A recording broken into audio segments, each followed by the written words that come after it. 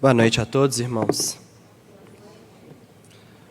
Convidar todos a abrirem suas Bíblias na carta de Tiago, no capítulo 2.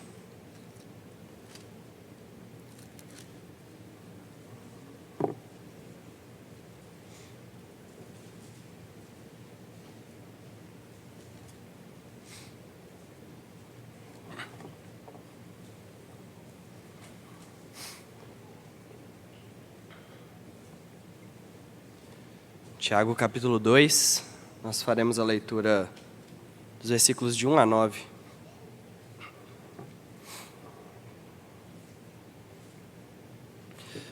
Eu vou ler, os irmãos acompanhem de forma reverente. Meus irmãos, não tenhais a fé em nosso Senhor Jesus Cristo, Senhor da glória, em acepção de pessoas. Se, portanto, entrar em vossa sinagoga algum homem com anéis de ouro nos dedos, em trajos de luxo, e entrar também algum pobre andrajoso, e tratardes com deferência o que tem os trajos de luxo, e disserdes, tu, assenta-te aqui em lugar de honra, e disserdes ao pobre, tu, fica ali em pé, ou assenta-te aqui, embaixo do estrado dos meus pés. Não fizestes distinção entre vós mesmos, e não vos tornastes juízes tomados de perversos pensamentos? Ouvi, meus amados irmãos, Deus não escolheu os que para o mundo são pobres, para serem ricos em fé e herdeiros do reino que ele prometeu aos que o amam? Entretanto, vós outros menosprezastes o pobre. Não são os ricos que vos oprimem, e não são eles que vos arrastam para os tribunais? Não são eles os que blasfemam o bom nome que sobre vós foi invocado? Se vós, contudo, observais a lei régia, segundo a Escritura, amarás o teu próximo como a ti mesmo, fazeis bem. Se, todavia, fazeis acepção de pessoas, cometeis pecado, sendo arguidos pela lei como transgressores. Assim diz a palavra do nosso Deus. Vamos fazer mais uma oração antes da gente entrar no texto. Santo Deus, Pai eterno, agradecemos ao Senhor por mais um dia de meditação na sua palavra, mais um dia de culto ao Senhor. Clamamos, Deus, que o Senhor fale conosco nessa noite, que o Senhor tire qualquer coisa que nos distraia, qualquer coisa que nos remova daquilo que o Senhor deseja falar, Deus. Que o Senhor abençoe também ao pregador, para que traga a palavra do Senhor de forma pura e não adulterada, sem querer trazer nada que seja aquém daquilo que o Senhor, aquém ou além daquilo que o Senhor deseja tratar nessa noite. Que o Senhor tenha misericórdia de nós, Pai, e que o Seu Santo Espírito esteja a falar aos nossos corações, para que sejamos de fato edificados. Se a palavra não vier do Senhor, não adianta nada eu ficar aqui falando e não adianta nada os irmãos estarem ouvindo. Então clamamos para que, pela graça do Senhor mesmo, o Senhor traga essa palavra a nós. É o que eu oro, Deus, em nome de Jesus. Amém. Lemos aqui o texto de Tiago e eu me lembrei de um vídeo interessante que eu assisti no YouTube um pouco de tempo atrás. Um youtuber bem famoso, ele é conhecido ele gasta muito dinheiro nos vídeos dele, ele é bem esbanjador assim, do dinheiro que ele tem, faz todo tipo de atividade impressionante nos seus vídeos. E ele decidiu se vestir de mendigo uma vez e entrar numa loja da Lamborghini e tentar comprar um carro lá. E é claro, né, o que ele esperava era bem óbvio. Ele achava que na hora que ele entrasse na loja, eles iam enxotar ele lá de dentro, para ele não atrapalhar os outros clientes que de fato iam comprar alguma coisa. Só que aí ele juntou a equipe de filmagem dele lá, com câmera escondida, e se vestiu, a roupa toda rasgada, todo sujo. Entrou ali na loja da Lamborghini e rapidamente chegou um vendedor, perguntou o que ele queria. Ele falou, não, eu quero comprar um carro. E eles foram mostrar o catálogo para ele, perguntaram todas as preferências, atenderam ele como qualquer outro cliente. Ele fechou o contrato, saiu de carro, saiu dirigindo a Lamborghini vestido de mendigo de dentro daquela loja. E ele ainda tentou depois, entrou em outras lojas de carro de luxo, entrou na Ferrari, entrou em várias lojas diferentes e comprou mais carros e, de fato, ninguém tratou ele de forma diferente, ninguém enxotou e ele desistiu, foi fazer outra coisa no vídeo porque já não tinha graça, né, o que ele esperava que ia acontecer. E é interessante pensar nisso porque a Lamborghini é uma empresa, né? Ela está interessada em lucrar. Se o cara entrou lá vestido do que quiser, mas ele fechou o contrato e pagou, eles não estão nem aí para a roupa que ele está vestindo, se é bonito, se é feio, para eles não interessa. Interessa é ter dinheiro no bolso e pagar. E esse contraste a gente pode fazer com a igreja hoje, porque qual que é o objetivo da igreja, né? Uma igreja séria certamente não é lucrar. A gente espera que seja sempre assim. O objetivo da igreja é a glória de Deus. A gente se reúne aqui para cultuá-lo e para levar a palavra dele àqueles que precisam de ouvir. Então, será que aqui na igreja o tratamento de alguém, qualquer pessoa que entrar, deveria ser diferente? Será que a gente, assim como eles, né, na loja lá da Lamborghini, estava interessado no lucro, todo mundo é igual. Será que na igreja não deveria ser da mesma forma? Qualquer pessoa que entra, ser tratada com respeito, como qualquer outro irmão que entrou? E será que é de fato assim na igreja? Será que de fato as pessoas são tratadas como iguais? Qualquer pessoa que entrou por aquela porta ali, a gente vai receber, a gente vai tratar com respeito, vai dar lugar para sentar? Ou será que não? Porque pelo texto de Tiago, certamente não era isso que acontecia nas sinagogas ali que os irmãos se reuniam nos tempos da igreja primitiva. Ele dá a entender que, muito pelo contrário, os pobres eram bem menosprezados. Então, para a gente entrar no texto e meditar um pouco sobre o que acontecia naquela época ali e trazer um pouco de lições para nós, vou pedir aos irmãos que leiam comigo a uma só voz os versículos de 1 a 4 do 2º capítulo de Tiago. A uma só voz, irmãos. Meus irmãos,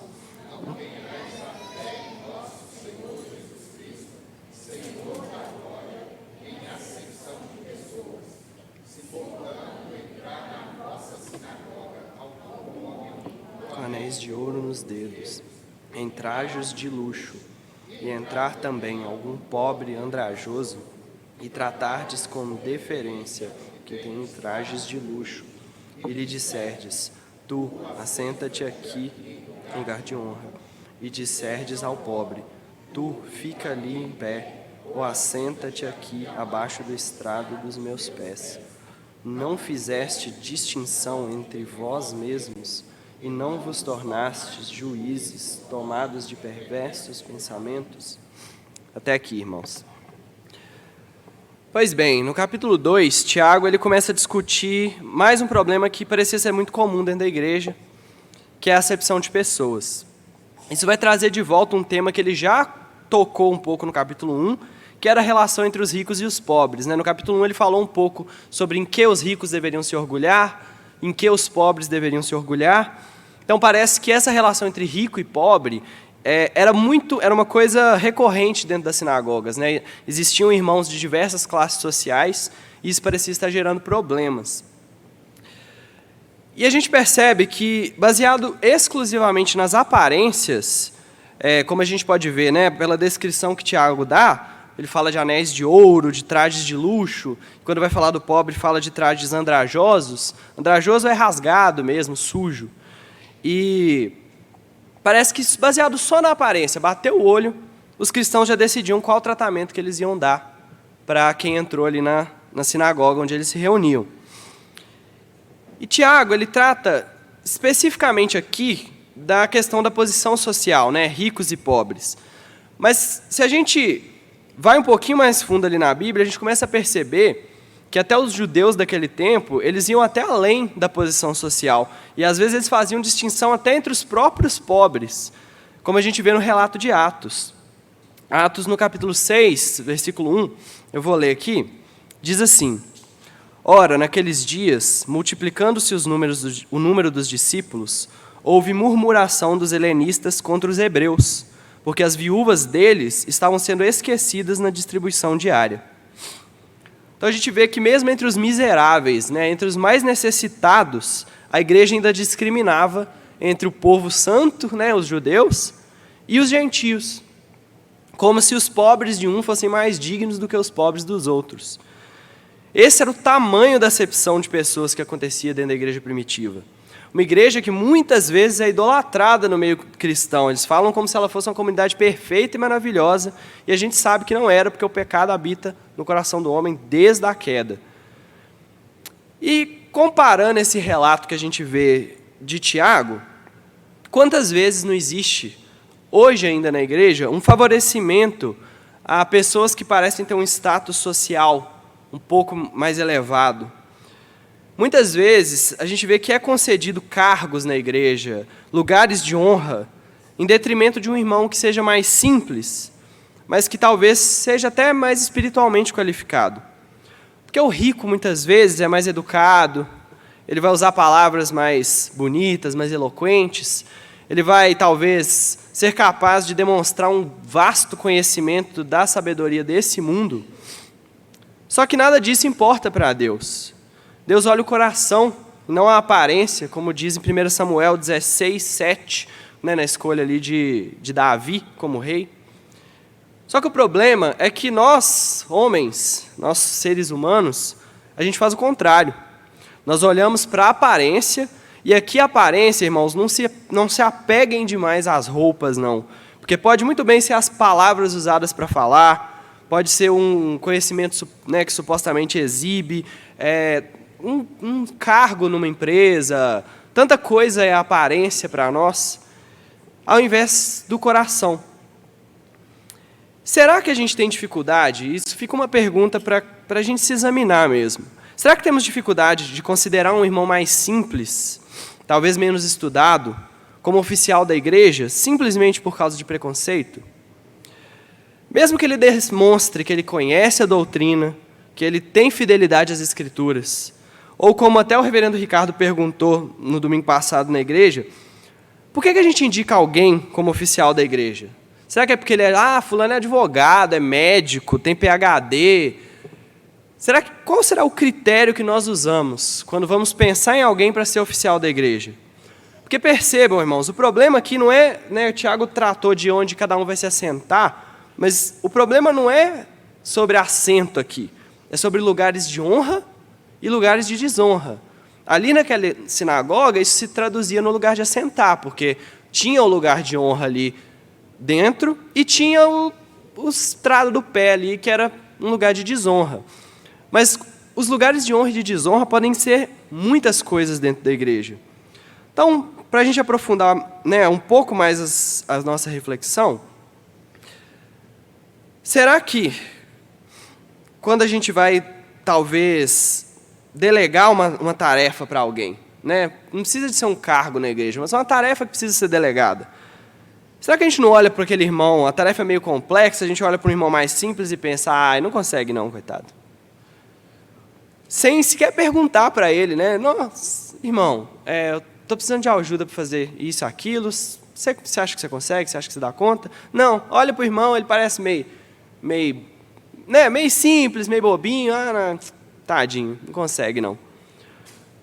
E isso é muito sério, irmãos, porque Tiago, ele deliberadamente usa um título para Cristo, nesse texto, para fazer um contraste com essa atitude. Ele chama Cristo de Senhor da glória.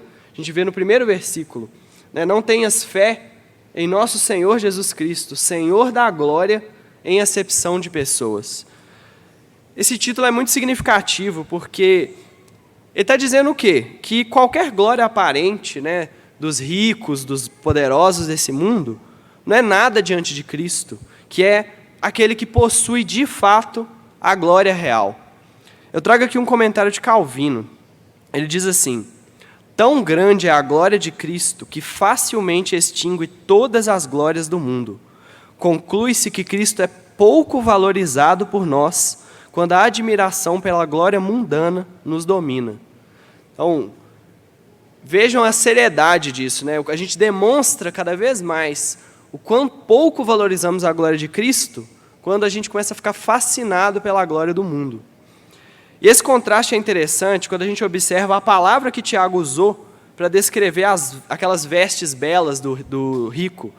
Porque essa palavra, no grego, ela também poderia ser traduzida como vestes brilhantes. Um rico, né, quando ele fala que ele entrou com trajes belos, também poderia ser trajes brilhantes, uma tradução.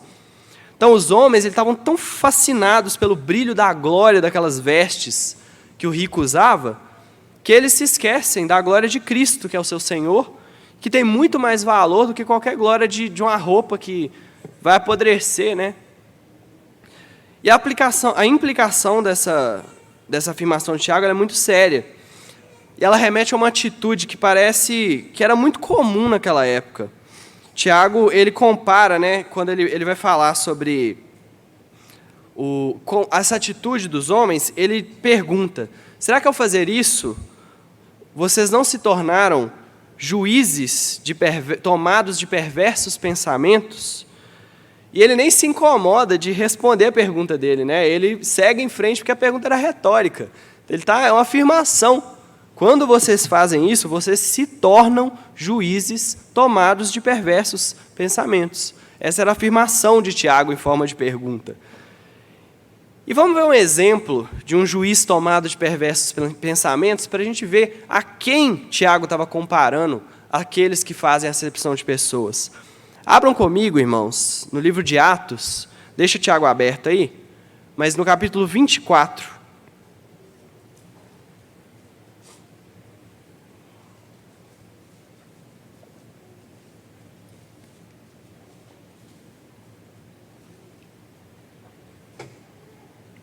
Tiago 24, a gente vai ler do versículo 24 ao 26. Tiago 24, de 24 a 26. Atos, perdão, irmãos, perdão. Atos 24, de 24 a 26. Leiamos, então, eu vou ler, os irmãos acompanhem. Passados alguns dias, vindo Félix com Drúzila, sua mulher, que era judia, mandou chamar Paulo e passou a ouvi-lo a respeito da fé em Cristo Jesus, dissertando ele acerca da justiça, do domínio próprio e do juízo vindouro. Ficou Félix amedrontado e disse: por agora podeis retirar-te, e quando eu tiver a vagar, chamar-te-ei. Esperando também, ao mesmo tempo, que Paulo lhe desse dinheiro, pelo que, chamando-o mais frequentemente, conversava com ele. Então, Félix, ele chamava Paulo diversas vezes para conversar, sob pretexto de ouvir um pouco mais da palavra de Deus, e ele em momento nenhum dava a entender que ele estava querendo dinheiro, na fala dele, né? Mas ele ia chamando Paulo e ficava entendido que ele estava querendo sim que Paulo oferecesse algum dinheiro para ele. Então a gente vê que parece que essa atitude era muito comum naquela época, de juízes receberem suborno, ao ponto que já era esperado. Ele ia chamando várias vezes Paulo ali, e uma hora achava que Paulo ia acabar oferecendo dinheiro. Ele estava dando oportunidade para Paulo fazer a oferta dele. E Paulo, claro, não fez. Mas nós vemos então que Félix era um juiz mau. Ele estava julgando o caso de Paulo, que os judeus acusavam ele enfim, inúmeras coisas, né? O melhor que eles puderam dizer é que ele era uma praga, mas a gente vê que Félix estava ali, como o Tiago fala, tomado de perversos pensamentos. E é com homens como esse que Tiago compara os cristãos das sinagogas ali, que davam lugar de honra para o rico. Percebam que a insinuação que Tiago estava fazendo era bem óbvia. Que eles não estavam dando honra para o rico meramente por estarem impressionados com a roupa e com a beleza do rico, mas também que eles esperavam de alguma forma que ao fazer assim, eles pudessem de alguma maneira colher as vantagens, né, de ter a amizade de alguém que era poderoso, que era rico. O pobre, por outro lado, não tinha nada para oferecer. Ele era pobre, ele era miserável, não tinha poder, não tinha nada. Por isso, ele podia muito bem ficar em pé, ou sentar ali onde eles descansam o pé deles, né, no banquinho que eles escoravam o pé, podia ficar por ali mesmo, não tinha nada para oferecer. Quantas vezes nosso coração não faz a mesma coisa, irmãos? Será que você não consegue pensar em momentos em que você tratou alguém diferente, ou até mesmo manteve uma amizade que já até podia ter acabado, simplesmente porque aquela pessoa tinha alguma coisa ali que era interessante. Ela tinha alguma coisa que podia te oferecer naquele momento. Não pode ser assim, irmãos. Nós não podemos ser juízes perversos. Não tratemos as pessoas de forma diferente, com base no que elas podem ou não nos oferecer. E nós fazemos isso muito, irmãos. Nosso coração é mau. Não usemos de respeito e honra como mercadoria de troca. Essa é a primeira lição que eu acho que a gente pode tirar aqui, eu vejo que a gente pode tirar desse texto de Tiago, que é: a acepção de pessoas é condenada porque nos torna juízes corruptos. Seguindo agora no texto, a gente vai passar para os versículos de 5 a 9, que eu gostaria que mais uma vez os irmãos lessem a uma só voz. Tiago capítulo 2, versículos de 5 a 9. Leiamos juntos, irmãos. Ouvi, meus amados irmãos, não escolheu Deus.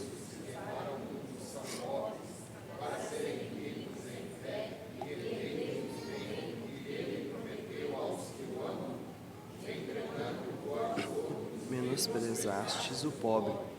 Não são os ricos que vos oprimem? Não são eles que vos arrastam para os tribunais? Não são eles os que blasfemam o bom nome que sobre vós foi invocado? Se vós, contudo, observais a lei régia, segundo a Escritura, amarás o teu próximo como a ti mesmo, fazeis bem. Se, todavia, fazeis acepção de pessoas, cometeis pecado, sendo arguidos pela lei como transgressores. Então, essa é a segunda parte do nosso texto. Primeira parte, nós meditamos sobre o fato de que a acepção de pessoas ela é condenada porque nos torna como juízes corruptos. Uma outra lição que eu acredito que a gente pode tirar desse texto é que a acepção de pessoas é condenada porque ela nos torna exatamente como aqueles que nos oprimem. Isso é muito sério o que Tiago traz nessa meditação. E ele começa, como uma pergunta. Tiago é cheio de perguntas retóricas, perguntas que são, na verdade, afirmações.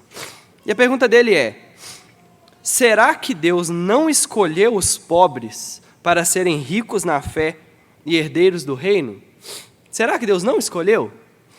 Pergunta, de novo, é retórica, e é tão retórica que a gente poderia usar o próprio Tiago, que escrevia, como exemplo de um pobre que Deus tinha escolhido para ser rico na fé. E o próprio Cristo e os próprios apóstolos e tantos desses homens que agora lideravam a igreja, eles eram excelentes exemplos de pobres que Deus tinha escolhido para serem herdeiros do reino e ricos na fé. E Tiago completa: vós outros menosprezastes o pobre. A atitude deles era contrária à atitude do próprio Deus. E Tiago estava deixando isso muito óbvio aqui. Será que Deus não escolheu o pobre? Mas vocês estão rejeitando ele. Embora essa a implicação aqui não seja que Deus despreza o rico em preferência dos pobres, o que também seria acepção de pessoas, ela remete sim ao fato de que, principalmente naquela época, mas hoje também de forma muito significativa, os pobres são, com maior facilidade, aqueles que acolhem a palavra de Deus nos seus corações. E uma vez que a gente observa que essa distinção é real e que a Bíblia várias vezes adverte contra o perigo das riquezas, o grande perigo que as riquezas trazem, às vezes é tentador procurar uma explicação, de por que tantos pobres são chamados e tantos ricos e poderosos não são, no próprio pobre. Muitas vezes a gente vai no próprio pobre e procura uma explicação para isso. Aí vai falar que é porque o pobre tem menos a perder quando ele abandona para Deus, ou vai falar que é porque ele é mais simples, então tem menos barreiras. Enfim, tem toda uma gama de explicações que a gente pode procurar. Só que nós sabemos, irmãos, que todo homem ele é igualmente depravado, é igualmente pecador, e a riqueza, no máximo, só dá mais vazão a essa depravação. Por outro lado, nós sabemos também que qualquer explicação que a gente possa procurar para a aplicação da graça deve ser encontrada em Deus, não no homem. E Deus, de forma muito graciosa, Ele dá uma resposta na palavra dele de qual que é o motivo de haver uma discrepância tão grande entre ricos e pobres quando diz respeito à salvação. E essa explicação está na primeira carta de Paulo aos Coríntios, no capítulo 1, versículos de 26 a 29. Vou pedir para que os irmãos abram, mas eu farei a leitura.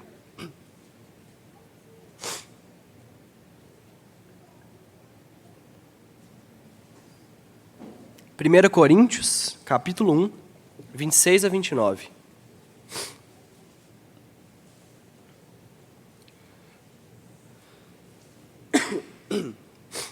Acompanhem comigo, irmãos.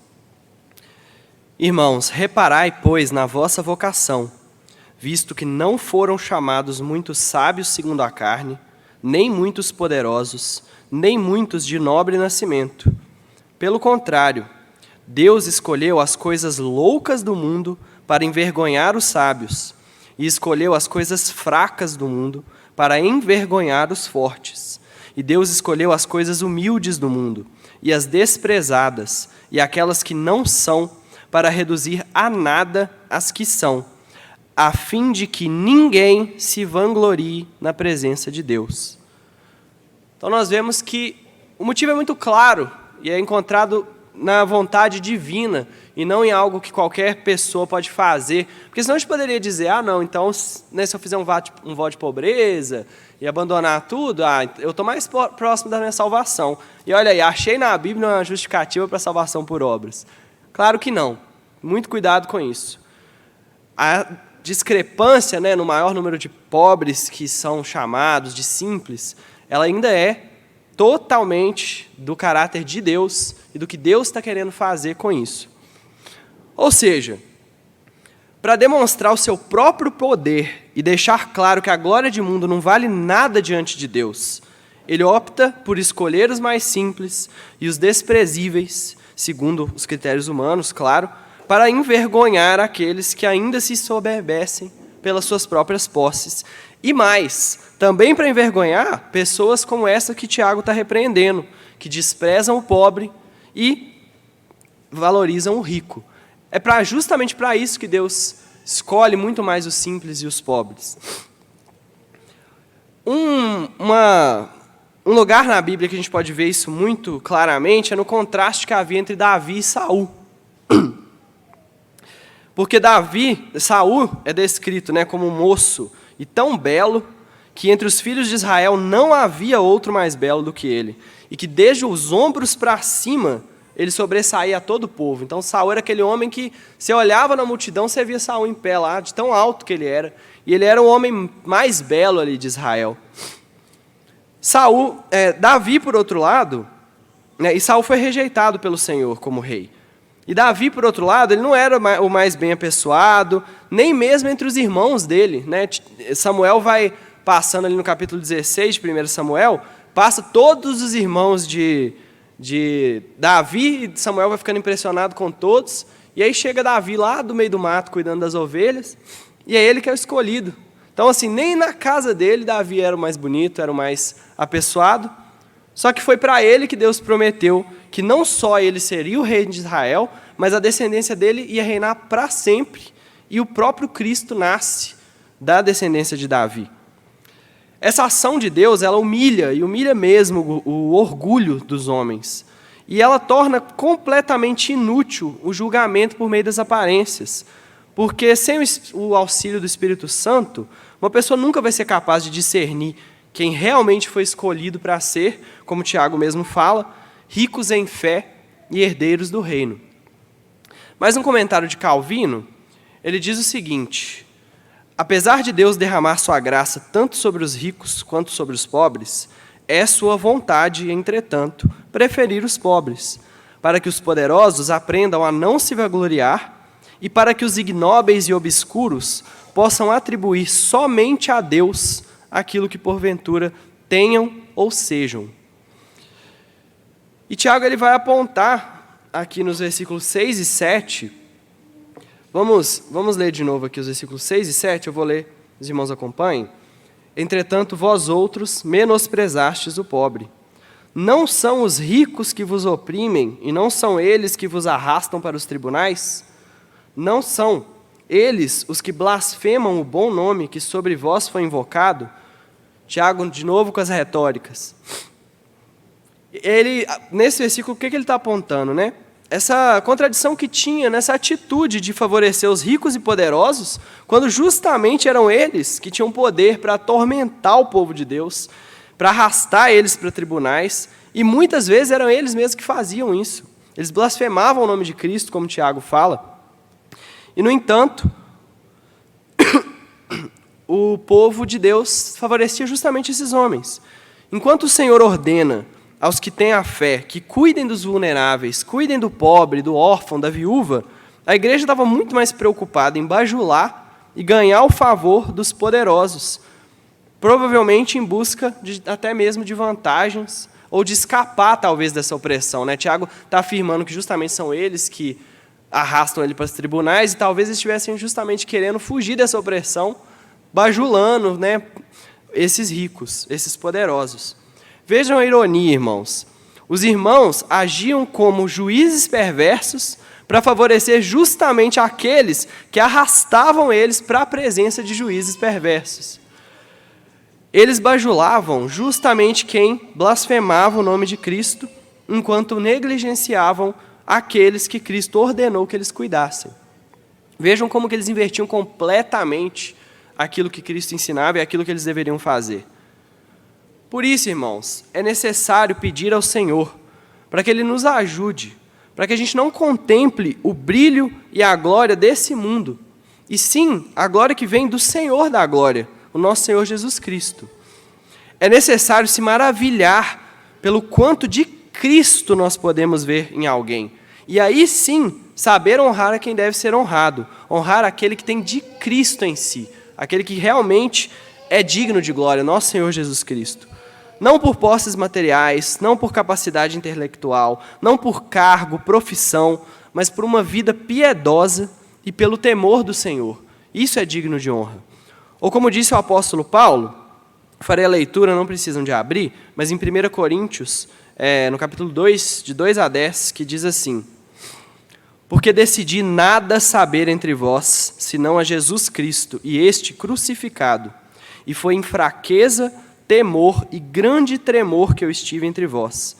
A minha palavra e a minha pregação não consistiram em linguagem persuasiva de sabedoria, mas em demonstração do Espírito e de poder, para que a vossa fé não se apoiasse em sabedoria humana, e sim no poder de Deus. Entretanto, expomos sabedoria entre os experimentados, não porém a sabedoria deste século, e nem a dos poderosos dessa época, que se reduzem a nada, mas falamos a sabedoria de Deus em mistério, outrora oculta, a qual Deus pré-ordenou desde a eternidade para a nossa glória. Sabedoria essa que nenhum dos poderosos deste século conheceu, porque, se tivessem conhecido, jamais teriam crucificado o Senhor da glória. Mas como está escrito, nem olhos viram, nem ouvidos ouviram, nem jamais penetrou o coração humano o que Deus tem preparado para aqueles que o amam. Mas Deus nolo revelou pelo Espírito, porque o Espírito a todas as coisas perscruta, até mesmo as profundezas de Deus. Então a gente vê o exemplo de Paulo em primeiro lugar, né? Esse homem que fala e deixa claro que ele decidiu que ele não queria saber nada no meio de Corinto. Ele queria saber só Cristo, e Cristo crucificado, e que ele pregou com temor e tremor, e que não era cheio de palavras de sabedoria, não era um homem eloquente. A gente vê isso nas cartas dele, né? O povo falava muito que nas cartas ele era um homem duro, a palavra dele era forte, mas que a presença dele era fraca. Então a gente vê que o Paulo mesmo, ele era muitas vezes desprezado pela aparência. E mais ainda, a palavra de Deus testemunha sobre o próprio Cristo, em Isaías 53, que a gente até cantou na liturgia, né, porque foi subindo como renovo perante ele e como raiz de uma terra seca. Não tinha aparência nem formosura. Olhámo-lo, mas nenhuma beleza havia que nos agradasse. Era desprezado e o mais rejeitado entre os homens. homem de dores e que sabe o que é padecer. E como um de quem os homens escondem o rosto, era desprezado e dele não fizemos caso. Essa é a descrição que nós temos do nosso Senhor Jesus Cristo. E, irmãos, aqui fica um aviso muito grave da parte de Tiago, que é o fato de que se você se encontra entre aqueles que rejeitam o simples pela sua aparência, pensem muito bem sobre essa atitude, porque é bem provável que você fosse rejeitar homens como o apóstolo Paulo, ou até mesmo como o próprio Cristo, porque eles nunca foram descritos como os grandes, os poderosos, aqueles que se vestem de forma maravilhosa. Ambos demonstravam por sua vida, por suas ações e por sua fé, que eles eram homens justos e corretos. Mas se fossem julgados pela aparência, eles jamais teriam lugar de honra entre aqueles que meramente julgam por aparência. Para concluir, irmãos, e caminhar já para o final, vamos relembrar, o que a gente falou hoje. Em primeiro lugar, que a acepção de pessoas é condenada porque nos torna juízes tomados de perversos pensamentos. Em segundo lugar, a acepção de pessoas é condenada porque ela nos torna exatamente como aqueles que nos oprimem. Então, irmãos, é importante meditar que quando você opta por abandonar os padrões que foram estabelecidos na palavra, necessariamente outros padrões vão tomar o lugar desses que você rejeitou. E esses vão ser os padrões da cultura, da moda, de quem a gente convive ali no meio. E esses padrões, se não nascem do Senhor, só podem nascer do pecado. É preciso ter muito cuidado para não trazer para a sua vida, e pior ainda, muito mais sério, para dentro da igreja, aquilo que nasce da rebeldia e da inimizade contra Deus. Ao fazer isso, nós testemunhamos contra o Senhor de que as suas regras não são suficientes para nós e que precisamos de outras que sejam contrárias às regras dele. Essas são justamente as regras daqueles que nos odeiam e daqueles que nos oprimem, dos juízes perversos que nos julgam. Tenhamos cautela, irmãos, e que a nossa oração hoje seja justamente para que o Senhor mude os nossos olhos, para que nós possamos buscar a glória dele, o Senhor da glória, e não a glória desse mundo. Por isso que eu oro essa noite, irmãos. É isso. Passo a palavra para o reverendo Ricardo, para nos despedir.